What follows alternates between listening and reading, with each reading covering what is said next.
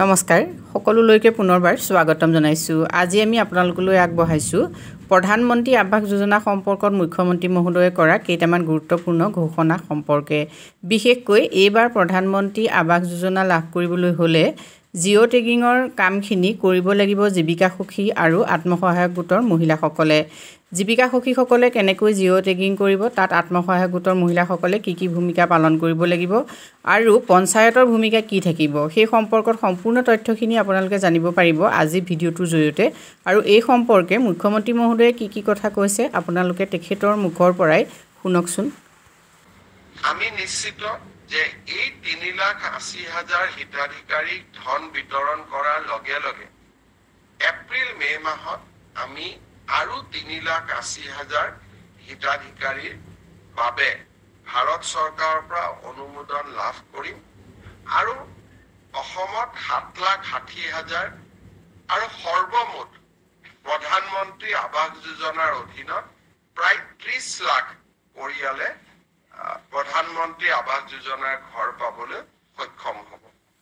ইতিমধ্যে প্ৰায় 22 লাখ পৰিয়ালে ঘৰ পাইছে বা ঘৰ নিৰ্মাণৰ কাম চলি আছে। এতিয়া ইয়াত এটা নতুন প্ৰশ্ন সদায় থাকে যে বহু দুখীয়া মানুহে কয় যে আমি ঘৰ পাবলৈ এতিয়াও বাকী আছো। অসমত 62 লাখ পৰিয়াল আছে। 62 লাখ পৰিয়ালৰ 30 লাখ পৰিয়ালে প্ৰধানমন্ত্ৰী আৱাস যোজনাৰ ঘৰ পোৱাৰ পিছত আমি ভাবো যে এতিয়াও 4-5 লাখ দৰিদ্ৰ লোকে ঘৰ পোৱাৰ প্ৰয়োজনীয়তা আছে। এই ঘৰ পাবৰ কাৰণে আমি প্ৰথম প্ৰক্ৰিয়াটো হ'ল যে মানুহজনৰ ঘৰটো যে কেঁচা ঘৰ, তাক প্ৰমাণ কৰিবৰ কাৰণে এটা জিঅ' টেগিং কৰিব লাগে। আৰু জিঅ' টেগিং কৰাৰ পিছত যেতিয়া ই ভাৰত চৰকাৰৰ ওচৰলৈকে যায়, ভাৰত চৰকাৰে বিভিন্ন টেকনলজিৰ আধাৰত তাক নিশ্চিত কৰে যে এই মানুহজনৰ ঘৰটো কেঁচা ঘৰ হয় নে নহয়, আৰু কেঁচা ঘৰ হলে তেখেতক এখন তালিকাত অন্তৰ্ভুক্ত কৰে আৰু পৰ্যায়ক্ৰমে এই ঘৰ তেওঁলোকক আগবঢ়াই গৈ থাকে। অহা বছৰ এপ্ৰিল-মে মাহত আমি 3,80,000 ঘৰ পোৱাৰ লগে লগে আমি 2018-19 চনত যিখন তালিকা বনাইছিলো সেইখন এডজাষ্টেড হৈ যাব। তাত আৰু এজনো ৱেইট লিষ্টত মানুহ নাথাকিব। তথাপিতো বহুত লোকে ঘৰ নোপোৱাকৈ থাকি যাব। সেইবাবে আমি ভাৰত চৰকাৰৰ পৰা এটা অনুমতি ললো যে আমাক আকৌ এবাৰ জিঅ' টেগিং কৰাৰ কাৰণে অনুমতি দিয়ক। মানুহে আমাক আপত্তি কৰে যে পঞ্চায়ত আৰু গ্ৰামোন্নয়ন বিভাগৰ কৰ্মচাৰীসকলে 25-30,000 টকা দাবী কৰে আৰু তেওঁলোকক যদি টকা দিয়া নহয় তেওঁলোকে দৰিদ্ৰ দুখীয়া মানুহৰ ঘৰ জিঅ' টেগিং নকৰে। অভিযোগ কিমান সঁচা কিমান মিছা তাক আমি অনুসন্ধান কৰিব খোজা নাই, কাৰণ বহু অভিযোগ সঁচা হলেও তাৰ প্ৰমাণ নাথাকে, প্ৰমাণ নাথাকিলে চৰকাৰে ব্যৱস্থা ল'ব নোৱাৰে। সেইকাৰণে আমাৰ সদায় লক্ষ্য আছে যে ইম্প্ৰুভমেণ্ট অফ দা চিষ্টেম, ব্যৱস্থাৰ পৰিৱৰ্তন হ'ব লাগে, যাতে ব্যৱস্থাৰ পৰিৱৰ্তনত দুৰ্নীতি বা দৰিদ্ৰ মানুহক প্ৰবঞ্চনা কৰাৰ যিখিনি ক্ষমতা সি যাতে একেবাৰে সীমিত হৈ পৰে, যে কৰিব খুজিলেও কৰিব নোৱাৰে। সেইবাবে এইবাৰ আমি জিঅ' টেগিঙৰ এটা নতুন ব্যৱস্থা আৰম্ভ কৰিছো। এইবাৰ প্ৰথম জিঅ' টেগিংটো আমাৰ গাঁৱৰ মহিলা আত্মসহায়ক গোটসকলক যোনে পৰিচালনা কৰে, জীৱিকা সখী বাইদেউসকলৰ দ্বাৰা আমি প্ৰথম জিঅ' টেগিংটো কৰোঁ। লোকসভা নিৰ্বাচনৰ সময়তো মই ৰাইজক প্ৰতিশ্ৰুতি দিছিলো যে আমি আত্মসহায়ক গোটৰ সুবিধা লৈ এইবাৰ আমি জিঅ' টেগিং কৰাম।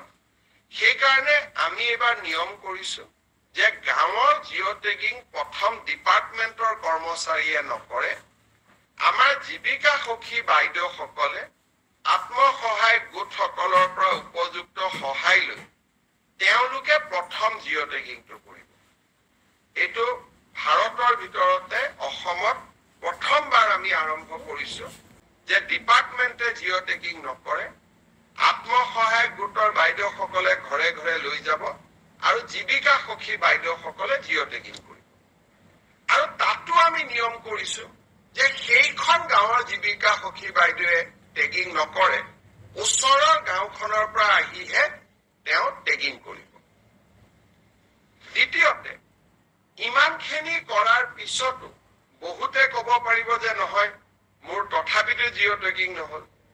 এইবাৰ আমি আৰু এটা ব্যৱস্থা কৰিছো সেলফ জিঅ' টেগিং, অৰ্থাৎ মোৰ ঘৰটো মই নিজে জিঅ' টেগ কৰি দিব পাৰো। মোৰ ঘৰটো কেঁচা ঘৰ, ঘৰটোৰ মই ফটোখন লৈ মই নাম এড্ৰেছ লৈ জিঅ' টেগিং কৰি দিব পাৰো। তাৰমানে আমি দুটা নতুন কাম কৰিলো। এটা হ'ল সেলফ জিঅ' টেগিং, অৰ্থাৎ নিজেই নিজৰ ঘৰটোক জিঅ' টেগ কৰি দিব পাৰিব, আৰু আত্মসহায়ক গোটৰ বাইদেউসকলৰ সহযোগত জীৱিকা সখী বাইদেউসকলে জিঅ' টেগিং কৰি দিব। আৰু কোনোবাই যদি এই ক্ষেত্ৰত টেকনলজি নাজানিব, জিঅ' টেগিং কৰিব নাজানে, গাঁৱৰ কোনোবা মানুহে যদি দুখীয়া পৰিয়ালটোক সহায়ো কৰি দিয়ে জিঅ' টেগিং কৰিবৰ কাৰণে, আত্মীয়ও জিঅ' টেগিং কৰি দিয়ে। মানে আমি দুটা নতুন কাম কৰিলো। এটা হ'ল সেলফ জিঅ' টেগিং, অৰ্থাৎ নিজেই নিজৰ ঘৰটোক জিঅ' টেগ কৰি দিব পাৰিব, আৰু আত্মসহায়ক গোটৰ বাইদেউসকলৰ সহযোগত জীৱিকা সখী বাইদেউসকলে জিঅ' টেগিং কৰি দিব। আৰু কোনোবাই যদি এই ক্ষেত্ৰত টেকনলজি নাজানিব, জিঅ' টেগিং কৰিব নাজানে, গাঁৱৰ কোনোবা মানুহে যদি দুখীয়া পৰিয়ালটোক সহায়ো কৰি দিয়ে জিঅ' টেগিং কৰিবৰ কাৰণে, আত্মীয়ও জিঅ' টেগিং কৰি দিয়ে। মই বিধৱা মানুহ, মই নিজে নোৱাৰো, কিন্তু ডেকা ল'ৰা এটা গাঁৱৰ মাতি আনি মই কলো যে মোৰ ঘৰটো জিঅ' টেগিং কৰি দিয়ক, তেওঁ তাতো জিঅ' টেগিং কৰিব পাৰিব। অসমত প্ৰথমবাৰৰ বাবে আমি এই ধৰণৰ ব্যৱস্থা হাতত লৈছো। যেতিয়া সকলো জিঅ' টেগিং হৈ যাব, শেষত মাত্ৰ পঞ্চায়ত ডিপাৰ্টমেণ্টৰ মানুহখিনিয়ে গৈ এটা চেকিং কৰিব যে এওঁলোকে জিঅ' টেগিং কৰবাত পকা ঘৰ এটাও জিঅ' টেগিং কৰি দিয়া নাইতো। অৰ্থাৎ ফাইনেল চেকিংটোহে পঞ্চায়ত ডিপাৰ্টমেণ্টৰ মানুহে কৰিব। জিঅ' টেগিংটো বাইদেউসকলে কৰিব, জীৱিকা সখীসকলে কৰিব বা নিজে কৰিব, কিন্তু ফাইনেল চেকিংটো আমাৰ পঞ্চায়ত গ্ৰাম্য উন্নয়ন বিভাগৰ কৰ্মচাৰীয়ে কৰিব। কিন্তু তাৰ পিছতো যোনে জিঅ' টেগিং নকৰক কিয় আমি আৰু এখন গাঁও সভা কৰিম। গাঁও সভাই অনুমোদন জনাব। গাঁও সভাই অনুমোদন জনোৱাৰ পিছত ব্লক পৰ্যায়ত এখন কমিটি থাকিব, তেওঁলোকে অনুমোদন জনাব, আৰু জিলা পৰ্যায়ত অভিভাৱক মন্ত্ৰী সহিত এখন কমিটি থাকিব। তাতে অনুমোদন জনোৱাৰ পিছতহে ফাইনেলি আমি ভাৰত চৰকাৰক জনাই দিম যে ইমান আমাৰ জিঅ' টেগিং হ'ল। পৰৱৰ্তী সিদ্ধান্ত ভাৰত চৰকাৰে ল'ব। আৰু এই গোটেই ব্যৱস্থাটোৰ জৰিয়তে মই বিশ্বাস কৰো যে এইবাৰ অসমৰ সকলো দুখীয়া মানুহে প্ৰধানমন্ত্ৰী আৱাস যোজনাৰ ঘৰৰ পৰিস্থিতি বা যিটো আবেদন, ইয়াক বেচিকেলি আবেদন বুলি কয়, সকলোৱে আবেদন কৰিব পাৰিব। যিহেতু সেলফ জিঅ' টেগিং আছে, কাকো টকা পইচা দিয়াৰো কথা নাই। এই যে সেলফ জিঅ' টেগিঙৰ ব্যৱস্থাটো যাতে ৰাইজে গম পায়, জনপ্ৰিয় হয়, তাৰ কাৰণে মই আজি এই বিশেষ ব্যৱস্থাটো জনাবৰ বাবে আপোনালোকক এখন সাংবাদিক মেলৰ জৰিয়তে আহ্বান কৰিছিলো। মোৰ ইয়াৰ পিছত আৰু দুটা টপিক আছে, কিন্তু মই আমাৰ পঞ্চায়ত গ্ৰাম উন্নয়ন বিভাগৰ প্ৰধান সচিব জন একা ডাঙৰীয়াক অনুৰোধ কৰিম যে অকণমান এই অন্বেষা মানে যিটো আমি আৱাস পৰ্টেল কৰিছো, এই আৱাস প্লাছ আৰু আৱাস পৰ্টেলটোনো কি, এই বিষয়ে তেখেতে আপোনালোকক জনাব। মই গাঁৱৰ ডেকা ল'ৰাসকলকো আহ্বান জনাম যে আপোনালোকেও দুখীয়া দৰিদ্ৰ মানুহক যিটো self loaded portal, self load কৰিব পাৰি, আপোনালোকে সহায় কৰি দিয়ক, সকলোৱে যাতে এটা সুবিধা পাব পাৰে।